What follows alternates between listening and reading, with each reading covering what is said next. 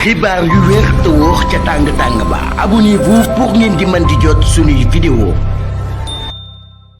dal leen ak jàmm seen chaîne bi di Buzz 221 HD kii di Momo di akub chroniqueur bu kenn dootu présenté ci réew mii di Sénégal ginnaaw ba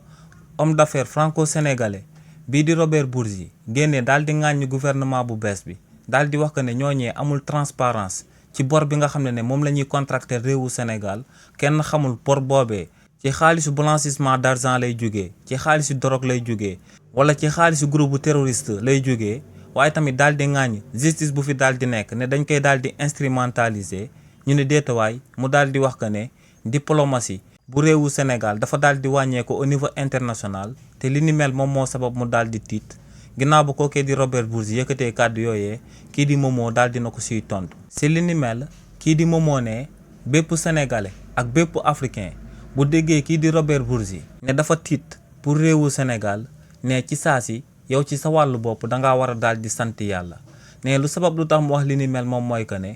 politique France Afrique maanaam nooteel bi nga xam ne moom la France daal di noot Afrique ne politique boobee bu fekkoon ne dañ koy jëmmal ne mun nañoo jël jëmm kii di Robert Bourgi daal di ko koy jëmmalee ndax ne kookee di Robert Bourgi moom ci wàllu boppam moom moo bind ci ay mémoire am ñëpp daal di koy lire mu ne moom mooy ki nga xam ne moom moo doon yombal bépp corruption bi nga xam ne ay chef d'état africain dañ ko daan amal di ko doon jëmale ci ay dirigeants français ne kii di Robert Bourgi ne ci en 1998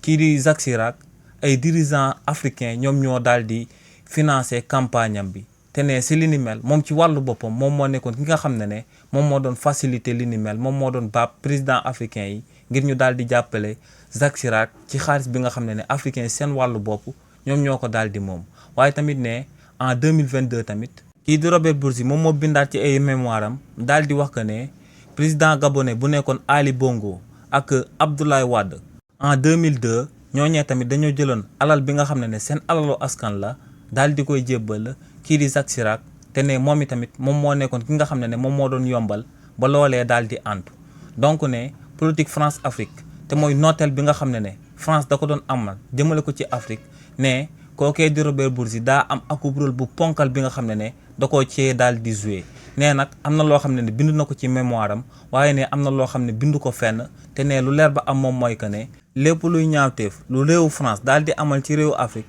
te Robert Bourgi daal di koy fekkee bu ko mënee daal dina koy amal ci suuf daal di koy yombalal ngir réewu France daal di koy amal jëmale ko ci réewu Afrique yi. donc ne kookee bu taggoon son excellence président Bassirou Diomaye Diakhar Faye le Sénégalais yi waroon na tiit waaye ne sëgëm moo ngi ŋàññi son excellence président Bassirou Diomaye Diakhar Faye Sénégalais yëpp nañ ci daal di sant ndax ne politique France Afrique bu nekkoon jëmm mun nañ ko natable jëmm kookee di Robert Bourgi. xibaar yu wér te wóor ca tàng ba abonnez-vous pour ngeen di mën di jot suñuy vidéo.